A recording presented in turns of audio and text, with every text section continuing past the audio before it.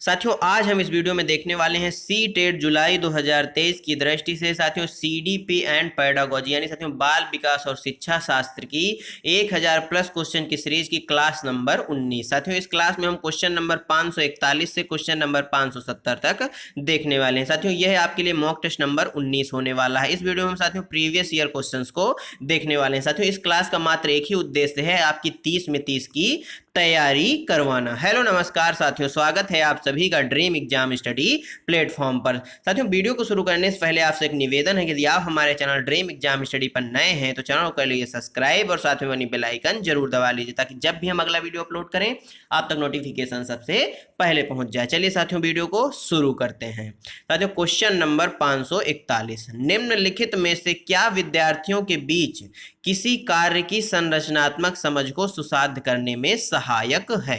प्रतियोगिता, चर्चा और संवाद, वेधन और अभ्यास या दंड? बताइए निम्नलिखित में से क्या विद्यार्थियों के बीच किसी कार्य की संरचनात्मक समझ को सुसाध्य करने में सहायक है? तो साथियों वह हो जाएगा चर्चा और संवाद। ऑप्शन बी क्या होगा? राइट आंसर हो जाएगा। क्वेश्चन नंबर 542, निम्नलिखित में से कौन सी व्याख्या हार्वर्ड गार्डनर द्वारा प्रतिपादित तार्किक गणितीय बुद्धि का आलेख करती है? साथियों कौन सी ऐसी अवधारणा है या यूं कहें कि साथियों कौन सा ऐसा ऑप्शन है जो हार्वर्ड गार्डनर द्वारा जो बहुबुद्धि का सिद्धांत उन्होंने प्रतिपादित किया था उसके अंतर्गत तार्किक गणितीय बुद्धि का आलेख करती है? मानवीय अस्तित्व के मामले में सोचने का सामर्थ्य व संवेदनशीलता, ध्वनि व ताल के प्रति संवेदनशीलता, स्थानों के पैटर्न को पहचानने व उनमें फेरबदल करने की क्षमता, समस्याओं को तर्कपूर्ण तरीके से विश्लेषण करने व मसलों की वैज्ञानिक दृष्टि से विवेचन करने की क्षमता? बताइए। तो साथियों वह ऑप्शन कौन सा हो जाएगा? ऑप्शन डी हो जाएगा, समस्याओं को तर्कपूर्ण तरीके से विश्लेषण करने व मसलों की वैज्ञानिक दृष्टि से विवेचन करने की क्षमता। ऑप्शन डी राइट आंसर हो जाएगा। क्वेश्चन नंबर 543, विविध शिक्षण आवश्यकताओं वाले विद्यार्थियों को शामिल करने के लिए निम्न में से किसकी आवश्यकता है? बैठने की निश्चित व्यवस्था की, लचीले पाठ्यक्रम की, मानकीकृत आकलन की या पाठ्य पुस्तक केंद्रित शिक्षा शास्त्र की? बताइए विविध शिक्षण आवश्यकताओं वाले विद्यार्थियों को शामिल करने के लिए निम्न में से किसकी आवश्यकता है? तो साथियों किसकी आवश्यकता है? लचीले पाठ्यक्रम की आवश्यकता है। ऑप्शन बी क्या हो जाएगा? राइट आंसर हो जाएगा। क्वेश्चन नंबर 544, अक्षरों की एक लंबी श्रृंखला को यादगार और सार्थक भागों में समूहित करके याद करने की रणनीति क्या कहलाती है? समावेशन, खंडीकरण, अनुबंधन या अधिसंज्ञान? बताइए। साथियों इस क्वेश्चन में पूछा गया है कि एक अक्षरों की एक लंबी श्रृंखला को यादगार या याद करने के लिए उसको क्या किया जाता है? सार्थक भागों में तोड़ दिया जाता है या अलग अलग सार्थक भागों में समूह बना लिया जाता है। तो यह रणनीति क्या कहलाती है साथियों? खंडीकरण कहलाती है। ऑप्शन बी राइट आंसर हो जाएगा। क्वेश्चन नंबर 545, निम्नलिखित में से विकास के बारे में कौन सा कथन सही नहीं है? विकास आनुवांशिकता व पर्यावरण की अंतःक्रिया का उत्पाद है। विकास का कुछ हद तक पूर्वानुमान लगाया जा सकता है। विकास की दर एक समान और सार्वभौमिक है। विकास सामान्य से विशिष्ट की ओर होता है। बताइए निम्नलिखित में से विकास के बारे में कौन सा कथन सही है? क्या साथियों विकास जो है वह आनुवांशिकता व वातावरण की अंतःक्रिया का उत्पाद है? साथियों इसमें पूछा है सही नहीं है, निगेटिव पूछा है। साथियों इस चीज को आप क्वेश्चन पढ़ते समय परीक्षा में जरूर ध्यान दीजिएगा क्योंकि यह गलती करके हम क्वेश्चन का आंसर गलत लगा देते हैं। साथियों विकास सामान्य से विशिष्ट की ओर होता है, बिल्कुल सही बात है। विकास की दर एक समान और सार्वभौमिक होती है, क्या ऐसा होता है? विकास का कुछ हद तक पूर्वानुमान लगाया जा सकता है, बिल्कुल सही बात। विकास आनुवांशिकता व पर्यावरण या वातावरण की अंतःक्रिया का उत्पाद है, यह भी बिल्कुल सही बात है। परंतु साथियों जो ऑप्शन सी है विकास की दर एक समान और सार्वभौमिक होती है, यह गलत है। ऑप्शन सी क्या हो जाएगा? राइट आंसर हो जाएगा। क्वेश्चन नंबर 546, आसना अच्छा करती है क्योंकि वह दूसरों द्वारा अच्छा देखा जाना चाहती है। वह कुहल वर्ग के नैतिक विकास के किस चरण में है? पूर्व पारंपरिक, पारंपरिक, उत्तर पारंपरिक या अमूर्त संक्रियात्मक? बताइए। कुहल वर्ग महोदय की बात करें तो इन्होंने नैतिक विकास का सिद्धांत दिया है। इन्होंने अपने नैतिक विकास के साथियों 3 स्तर और इन 3 स्तरों की कुल 6 अवस्थाओं के बारे में बताया है। तो साथियों इस क्वेश्चन का सही आंसर बताइए क्या हो जाएगा? आसना अच्छा काम करती है क्योंकि वह साथियों दूसरों के द्वारा अच्छा देखा जाना चाहती है, यानी वह सोचती है कि लोग उसे अच्छा कहें या अच्छा समझें। तो ऐसा वह क्यों ऐसा वह करती है? तो वह साथियों किस चरण में है? तो वह साथियों पारंपरिक चरण में है। ऑप्शन बी क्या होगा इस क्वेश्चन का राइट आंसर हो जाएगा। क्वेश्चन नंबर 547, एक शिक्षिका अपने विद्यार्थियों में बोध कौशल को सुसाध्य करना चाहती है। इस उद्देश्य के लिए उसे निम्नलिखित में से किससे बचना चाहिए? संकल्पना मानचित्रण से, संदर्भहीनता से, रूपरेखीकरण से या सारांशीकरण से? बताइए। एक शिक्षिका अपने विद्यार्थियों में बोध कौशल को सुसाध्य करना चाहती है। इस उद्देश्य के लिए उसे निम्नलिखित में से किस चीज से बचना चाहिए, यानी सावधान रहना चाहिए? तो उससे साथियों संदर्भहीनता से सावधान रहना चाहिए। ऑप्शन बी क्या हो जाएगा राइट आंसर हो जाएगा। क्वेश्चन नंबर 548, अधिगम असहायता या लाचारी तब महसूस होती है जब एक विद्यार्थी यह मानता है कि क्षमता में सुधार हो सकता है और उसका ध्यान महारत के लक्ष्यों पर केंद्रित होता है। क्या तब साथियों असहायता महसूस होगी? तो बिल्कुल नहीं, ऑप्शन ए इसका आंसर नहीं होगा। प्रयास क्षमताओं को प्रभावित करते हैं और उसका ध्यान प्रदर्शन लक्ष्यों पर केंद्रित होना होता है, यह भी बिल्कुल इसका आंसर नहीं होगा। शैक्षणिक गतिविधियों के परिणाम नियंत्रणीय हैं, बिल्कुल सही बात है।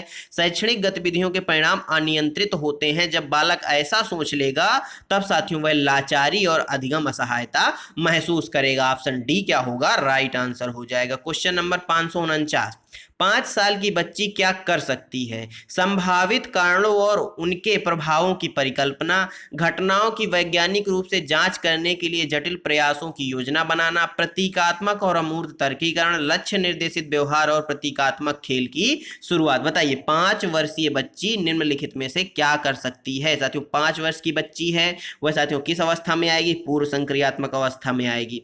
और साथियों पूर्व संक्रियात्मक जो अवस्था है उसके क्या क्या लक्षण हैं? लक्ष्य निर्देशित व्यवहार है, प्रतीकात्मक खेल है, ये सभी पूर्व संक्रियात्मक अवस्था के लक्षण है। और पूर्व संक्रियात्मक अवस्था के बारे में किसने बताया है? तो जीन पियाजे महोदय ने बताया है। इस क्वेश्चन का सही आंसर क्या हो जाएगा? लक्ष्य निर्देशित व्यवहार और प्रतीकात्मक खेल की शुरुआत। साथियों प्रतीकात्मक तो है इसमें, परंतु अमूर्त तर्कीकरण आ जाता है, क्योंकि अमूर्त तर्कीकरण साथियों अमूर्त संक्रियात्मक अवस्था की क्या है? पहचान है। वह साथियों कब से कब तक होती है? 11 से 15 वर्ष तक की अवस्था होती है। इसलिए साथियों ऑप्शन सी नहीं होगा, बल्कि ऑप्शन डी हो जाएगा। क्वेश्चन नंबर 550, एक बाल केंद्रित कक्षा कक्ष में शिक्षक की कोई भूमिका नहीं होती, ये एक निष्क्रिय भूमिका निभाता है।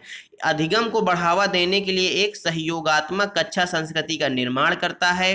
को बच्चों को निर्देश देने के लिए एक तानाशाह की भूमिका है। बताइए एक बाल केंद्रित कक्षा कक्ष में शिक्षक की क्या भूमिका होती है? तो साथियों क्या भूमिका होती है? अधिगम को बढ़ावा देने के लिए सहयोगात्मक कला संस्कृति का निर्माण करता है, यानी ऑप्शन सी क्या हो जाएगा राइट आंसर हो जाएगा। क्वेश्चन नंबर 551, आकलन के संदर्भ में राष्ट्रीय शिक्षा नीति 2020 क्या प्रस्तावित करती है? साथियों राष्ट्रीय शिक्षा नीति 2020 किस समिति की सिफारिश पर आई? तो कस्तूरी रंगन समिति की सिफारिश पर आई। विश्लेषण और आलोचनात्मक सोच जैसे उच्च क्रम के कौशल का परीक्षण, प्रत्यास्मरण आधारित वस्तुनिष्ठ प्रकार के परीक्षण, आकलन के योगात्मक तरीके या परीक्षा के लिए सीखना। बताइए आकलन के संदर्भ में राष्ट्रीय शिक्षा नीति 2020 क्या प्रस्तावित करती है? तो साथियों यह विश्लेषण और आलोचनात्मक सोच जैसे उच्च क्रम के कौशल का परीक्षण यह प्रदर्शित करती है। ऑप्शन ए क्या हो जाएगा इस क्वेश्चन का राइट आंसर हो जाएगा। क्वेश्चन नंबर 552, अधिगम तब प्रभावी होता है जब यह बाहरी प्रेरकों द्वारा निर्देशित होता है। यह प्रतिस्पर्धा को बढ़ावा देता है। विद्यार्थियों के लिए अधिगम लक्ष्य पूरी तरह से शिक्षक द्वारा तैयार किए जाते हैं। विद्यार्थियों को अपने अधिगम लक्ष्य स्वयं निर्धारित करने के अवसर दिए जाते हैं। बताइए अधिगम कब प्रभावी होगा? तो साथियों अधिगम तब प्रभावी होगा जब क्या क्या बाहरी प्रेरकों द्वारा निर्देशित हो? तो नहीं। क्या प्रतिस्पर्धा को बढ़ावा दे? तब बिल्कुल नहीं। क्या शिक्षक निर्धारित करें? तो बिल्कुल नहीं, बल्कि तब प्रभावी होगा जब विद्यार्थी को अपने अधिगम लक्ष्य स्वयं निर्धारित करने के अवसर दिए जाएंगे। ऑप्शन डी क्या हो जाएगा इस क्वेश्चन का राइट आंसर हो जाएगा। क्वेश्चन नंबर 553, निम्नलिखित में से कौन सा प्रेरणा के स्रोत और प्रेरणा के प्रकारों का सही मिलाप युग्म है? दंड से बचाव क्या आंतरिक प्रेरणा है? तो बिल्कुल नहीं, यह एक बाह्य प्रेरणा है। नगद पुरस्कार आंतरिक प्रेरणा? नहीं, यह बाह्य प्रेरणा है। जिज्ञासा बाहरी प्रेरणा? नहीं, यह आंतरिक प्रेरणा है। रुचि क्या है साथियों? यह भी एक आंतरिक प्रेरणा है, यानी ऑप्शन डी क्या हो जाएगा राइट आंसर हो जाएगा। साथियों रुचि हो गया, जिज्ञासा हो गया, ये दोनों किसके अंतर्गत आएंगे? आंतरिक प्रेरणा के अंतर्गत आएंगे। दंड से बचाओ, नगद पुरस्कार साथियों यह बाह्य प्रेरणा के अंतर्गत आएंगे। इस क्वेश्चन का सही आंसर ऑप्शन डी हो जाएगा। क्वेश्चन नंबर 554, विकास का चरणीय सिद्धांत निम्नलिखित नियमों में से किस पर स्पष्ट रूप से जोर देता है? साथियों विकास का चरणीय सिद्धांत यानी साथियों जो संज्ञानात्मक विकास का सिद्धांत दिया किसने? जीन पियाजे ने, उसको ही विकास का चरणीय सिद्धांत बोला जाता है। साथियों यह किस पर जोर देता है? विकास की निरंतर पर, विकास की अनिरंतरता पर, विकास को प्रभावित करने वाले सांस्कृतिक कारकों पर, विकास द्वारा संबंधित वातावरणीय कारकों पर। बताइए। तो साथियों ये जो विकास का चरणीय सिद्धांत है, यह विकास की अनिरंतरता पर क्या करता है? जोर देता है स्पष्ट रूप से। ऑप्शन बी क्या हो जाएगा राइट आंसर हो जाएगा। क्वेश्चन नंबर 555, एक विशिष्ट संप्रत्यय को पढ़ाने हेतु एक अध्यापिका बच्चे को आधा हल किया हुआ उदाहरण देती है। लेओ वाइगोत्स्की के अनुसार अध्यापिका किस रणनीति का इस्तेमाल कर रही है? अवलोकन अधिगम, पाठ, द्वंद्वात्मक अधिगम या अनुकूलन? बताइए। एक विशिष्ट संप्रत्यय को पढ़ाने हेतु एक अध्यापिका बच्चे को आधा हल किया हुआ उदाहरण देती है। लेओ वाइगोत्स्की के अनुसार अध्यापिका किस रणनीति का इस्तेमाल कर रही है? तो साथियों लेओ वाइगोत्स्की के अनुसार यह साथियों पाढ़ का इस्तेमाल कर रही है। पाढ़ का मतलब होता है साथियों संकेत देना या आधा हल किया उदाहरण देना, ये पाढ़ कहलाते हैं। पाढ़ को साथियों स्कैफोल्डिंग बोला जाता है और सहायता भी आप बोल सकते हैं। ऑप्शन बी क्या हो जाएगा राइट आंसर हो जाएगा। क्वेश्चन नंबर 556, पुरुष सामान्यतः दिमाग से सोचते हैं और महिलाएं अपने हृदय से सोचती हैं। यह कथन क्या दर्शाता है? लैंगिक विभेदीकरण, लैंगिक रूढ़िवाद, दोनों लिंगों के बीच आनुवांशिक भेद या लैंगिक स्थिरता? बताइए। पुरुष सामान्यतः दिमाग से सोचते हैं और महिलाएं अपने हृदय से सोचती हैं, यह कथन क्या दर्शाता है? तो साथियों यह कथन जो है लैंगिक रूढ़िवादिता को दर्शाता है, यानी ऑप्शन बी क्या हो जाएगा राइट आंसर हो जाएगा। क्वेश्चन नंबर 557, बच्चे अपने समाज के बारे में ज्ञान, रहने के कौशल, मूल्य, रीतियां किससे सीखते हैं? बच्चे अपने समाज के बारे में साथियों ज्ञान, रहने के कौशल, मूल्य, रीतियां किससे सीखते हैं? आस पड़ोस से, धर्म से, स्कूल से या समकक्षीय समूहों से? बताइए कौन सा हो जाएगा सही आंसर इसका? तो साथियों कौन सा हो जाएगा? आस पड़ोस से भी सीखते हैं, रहने के कौशल, ज्ञान और मूल्य, रीति रिवाज ये सब धर्म से भी सीखते हैं, स्कूल से भी सीखते हैं और समकक्षी समूहों से भी सीखते हैं। ऑप्शन डी पहला, दूसरा, तीसरा और चौथा सभी इस क्वेश्चन के क्या हो जाएंगे राइट आंसर हो जाएंगे। साथियों क्वेश्चन नंबर 558, हार्वर्ड गार्डनर के अनुसार निम्नलिखित में से कौन सा कथन सही नहीं है? बुद्धिमत्ता एक स्थिर तथा स्थायी विशिष्टता है। बुद्धिमत्ता को परिपोषित व विकसित किया जा सकता है। बुद्धिमत्ता किसी एक सामान्य खंड से हावी नहीं होती अपितु कई प्रकार की होती है। बुद्धिमत्ता को एकाकी आयाम से सहबद्ध नहीं किया जा सकता। बताइए। हार्वर्ड गार्डनर के अनुसार निम्नलिखित में से कौन सा कथन है जो सही नहीं है?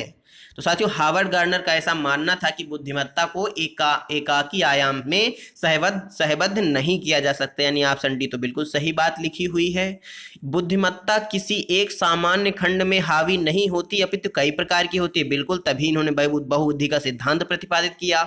बुद्धिमत्ता को पारितोषित और विकसित किया जा सकता है, ये भी बिल्कुल बात सही है, परंतु साथियों बुद्धिमत्ता एक स्थिर तथा स्थायी विशिष्टता है, यह हार्वर्ड गार्डनर के अनुसार सही बात नहीं है। ऑप्शन ए क्या हो जाएगा राइट आंसर हो जाएगा। क्वेश्चन नंबर 559, निम्नलिखित में से कौन सा विकल्प एक सामाजिक रचनावादी कक्षा कक्ष जिसमें बच्चों की व्यक्तिगत जरूरतों का ध्यान रखा जाता है की व्याख्या करता है? बैठने की तय व्यवस्था, शिक्षकों का केवल निर्देश देना व बच्चों से पूर्ण आज्ञा पालन की अपेक्षा करना, बच्चों द्वारा तथ्यों का स्मरण करना, बच्चों का आपस में चर्चा करते हुए समूह में कार्य करना। बताइए निम्नलिखित में से कौन सा विकल्प एक सामाजिक रचनावादी कक्षा कक्ष में जिसमें बच्चों की व्यक्तिगत जरूरतों का ध्यान रखा जाता है की व्याख्या करता है। तो साथियों बच्चों का आपस में चर्चा करते हुए समूह में कार्य करना, यह साथियों सामाजिक रचनावादी कक्षा कक्ष का क्या करता है, व्याख्या करता है। ऑप्शन डी क्या हो जाएगा, राइट आंसर हो जाएगा। क्वेश्चन नंबर 560, किसी विशेष विषय वस्तु को लंबे समय तक स्मरण रखने की सुसाध्य करने हेतु एक शिक्षक को निम्नलिखित में से किस रणनीति से बचना चाहिए। किसी विषय वस्तु को लंबे समय तक स्मरण रखने या साथियों सुसाध्य करने हेतु एक शिक्षक को निम्नलिखित में से किससे बचना चाहिए। स्मृति सहायक विधियां लागू करना, संगठनात्मक चार्ट बनाना, असंबद्ध शब्द प्रस्तुत करना या मानसिक चित्र का उपयोग करना। बताइए किससे बचना चाहिए, निगेटिव पूछा है। तो साथियों असंबद्ध शब्द प्रस्तुत करने से बचना चाहिए। ऑप्शन सी क्या हो जाएगा, राइट आंसर हो जाएगा। क्वेश्चन नंबर 561, विद्यार्थियों को बोरियत महसूस होने की संभावना है। गतिविधि को महत्व न दिए जाने पर, गतिविधि को महत्व दिए जाने पर, उन्हें सफलता मिलने पर, उनकी सफलता की अपेक्षा होने पर। तो यदि आपको सफलता की अपेक्षा है तो आप बोर बिल्कुल नहीं हो सकते। यदि सफलता आपको मिलती है तब भी आप बोर नहीं होंगे। गतिविधि यदि कोई किसी कार्य को करके सीख रहे हैं आप, तो भी आप बोर नहीं होंगे। परंतु साथियों यदि गतिविधि को महत्व ही नहीं दिया जाएगा तो आप किसी चीज को सीखते सीखते बोर हो जाएंगे। ऑप्शन ए क्या हो जाएगा, राइट आंसर हो जाएगा। क्वेश्चन नंबर 562, कौन सा कथन लेव वाइगोत्स्की के मूल सिद्धांत को सही मायने में दर्शाता है। अधिगम एक अंतर्मन प्रक्रिया है, अधिगम एक सामाजिक क्रिया है, अधिगम उत्पत्ति मूलक क्रमादेश है, अधिगम एक अक्रमबद्ध प्रक्रिया है जिसके 4 चरण हैं। बताइए कौन सा कथन है जो लेव वाइगोत्स्की के मूल सिद्धांत को सही मायने में दर्शाता है। इनका सिद्धांत क्या कहता है, सामाजिक एवं सांस्कृतिक विकास का सिद्धांत है। तो साथियों अर्थात अधिगम एक सामाजिक क्रिया है। ऑप्शन बी क्या हो जाएगा, राइट आंसर इस क्वेश्चन का हो जाएगा। क्वेश्चन नंबर साथियों 563, ध्वनि लय और शब्दों के अर्थ के प्रति सचेतना किस बुद्धि के मूल उदाहरण है। अंतर्वैयक्तिक, अंतरावैयक्तिक, भाषिक या स्थानिक। बताइए ध्वनि लय और शब्दों के अर्थ के प्रति सचेतना, अर्थात साथियों ये भाषिक बुद्धि का उदाहरण है। ऑप्शन सी क्या हो जाएगा, राइट आंसर हो जाएगा। क्वेश्चन नंबर 564, एक स्वचिंतन यानी आत्मविमोह वाले छात्र जो आयोजित सबकी सामूहिक क्रियाकलापों को करने में कठिनाई का सामना करते हैं। साथियों एक स्वचिंतन वाले छात्र है जो साथियों क्या करता है, सामूहिक क्रियाकलापों को करने में कठिनाई का सामना करता है। की सहायता करने के लिए निम्नलिखित में से कौन सी विधि समावेशी दृष्टिकोण के अनुरूप नहीं है। साथियों सामूहिक कार्य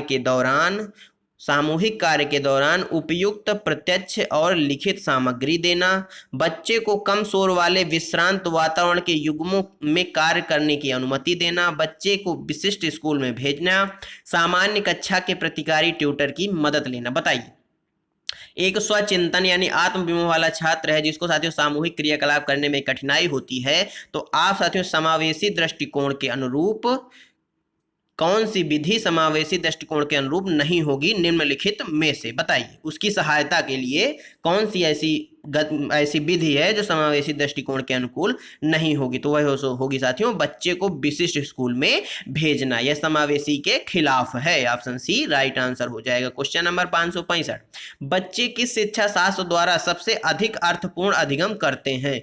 व्याख्यान और प्रत्यक्ष अनुदेशन द्वारा, पुनरावृत्त यंत्रवत अभ्यास द्वारा, जब वे कार्यों और क्रियाकलापों में क्रियाशीलता में भाग लेते हैं, कार्य को पूर्ण करने में विभिन्न चरणों पर उपयुक्त इनाम दिए जाते हैं। बताइए बच्चे किस शिक्षा शास्त्र द्वारा सबसे अधिक अर्थपूर्ण अधिगम करते हैं।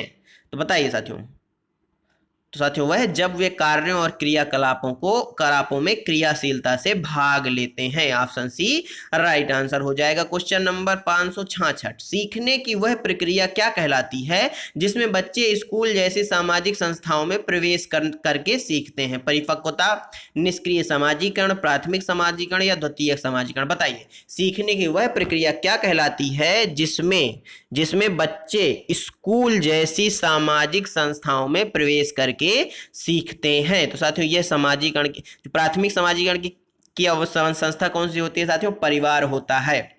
और द्वितीयक समाजीकरण की संस्था स्कूल होती है। यानी ऑप्शन डी क्या हो जाएगा? द्वितीयक समाजीकरण इस क्वेश्चन का राइट आंसर हो जाएगा। क्वेश्चन नंबर 567, निम्न में से कौन सी शिक्षा शास्त्रीय पद्धति एक संरचनावादी कक्षा के लिए उपयुक्त नहीं है? बहुआयामी परिप्रेक्ष्यों का प्रोत्साहन, सामूहिक सहयोगिता, वेधन व दोहराव, प्रयोगात्मकता? बताइए, शिक्षा शास्त्रीय पद्धति एक संरचनावादी कक्षा के लिए उपयुक्त नहीं है। तो साथियों वह है वेधन व दोहराव उपयुक्त नहीं है। ऑप्शन सी राइट आंसर हो जाएगा। क्वेश्चन नंबर साथियों 568, एक संरचनावादी परिप्रेक्ष्य में बच्चों को किस प्रकार समझा जाता है? निष्क्रिय प्राणी के रूप में, छोटे वयस्कों के रूप में, दुष्ट जीव के रूप में जिन्हें सभ्य बनाने की जरूरत है, अपने पर्यावरण को समझने की उत्सुकता के लिए? बताइए, एक संरचनावादी परिप्रेक्ष्य में बच्चों को साथियों क्या समझा जाता है? छोटे वयस्कों के रूप में समझा जाता है। यानी ऑप्शन बी क्या हो जाएगा?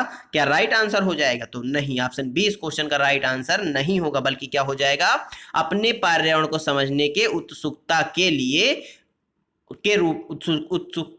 लिए बच्चे हैं इस रूप में समझा जाता है। यानी ऑप्शन डी राइट आंसर हो जाएगा। क्वेश्चन नंबर साथियों 569, बाल केंद्रित कक्षा का सृजन कैसे किया जा सकता है? शिक्षार्थियों को उनके निष्पादन के बारे में समय पर प्रतिपुष्टि देकर, विद्यार्थियों को प्रश्न पूछने से हतोत्साहित करके और उन्हें निष्क्रिय रखकर, बारंबार परीक्षा लेकर और शिक्षार्थियों को बीच बीच में भय की अवस्था में रखकर, विद्यार्थियों में प्रतिस्पर्धा को साथियों प्रोत्साहित करके? बताइए, बाल केंद्रित कक्षा का सृजन कैसे किया जा सकता है? तो साथियों शिक्षार्थियों को उनके निष्पादन के बारे में समय पर प्रतिपुष्टि देकर यानी फीडबैक देकर सृजन किया जा सकता है बाल केंद्रित कक्षा का। ऑप्शन ए क्या हो जाएगा? राइट आंसर हो जाएगा। क्वेश्चन नंबर 570, एक प्रगतिशील कक्षा केवल मूक श्रवण को प्राथमिकता देता है, अधिगमकर्ताओं की व्यक्तिगत विभिन्नताओं का सम्मान करता है, अंक उन्मुख होता है, अधिगम के व्यवहारवादी सिद्धांतों पर निर्धारित है? बताइए,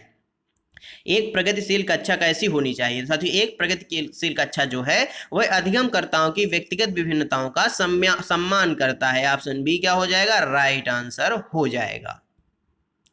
साथियों धन्यवाद आप सभी का हमारे साथ जुड़े रहने के लिए। साथियों आज की वीडियो कैसी लगी हमें कमेंट बॉक्स में जरूर बताइएगा। साथियों यदि वीडियो अच्छी लगी हो तो वीडियो को लाइक कर दीजिए, अपने दोस्तों के साथ शेयर कर दीजिए। साथियों यदि आप चैनल पर नए हैं तो चैनल को कर लीजिए सब्सक्राइब और साथ में बेल आइकन जरूर दबा लीजिए ताकि जब भी हम अगला वीडियो अपलोड करें आप तक नोटिफिकेशन सबसे पहले पहुंच जाए। साथियों आज की वीडियो में हमने क्वेश्चन नंबर 541 से क्वेश्चन नंबर 570 तक देख लिया है। साथियों नेक्स्ट वीडियो में हम इसके आगे के क्वेश्चन भी करेंगे। धन्यवाद साथियों, मिलते हैं आपसे अगले वीडियो में। तब तक के लिए जय हिंद, जय भारत। अपना और अपनों का ख्याल रखिए, सभी का सम्मान करिए। धन्यवाद साथियों।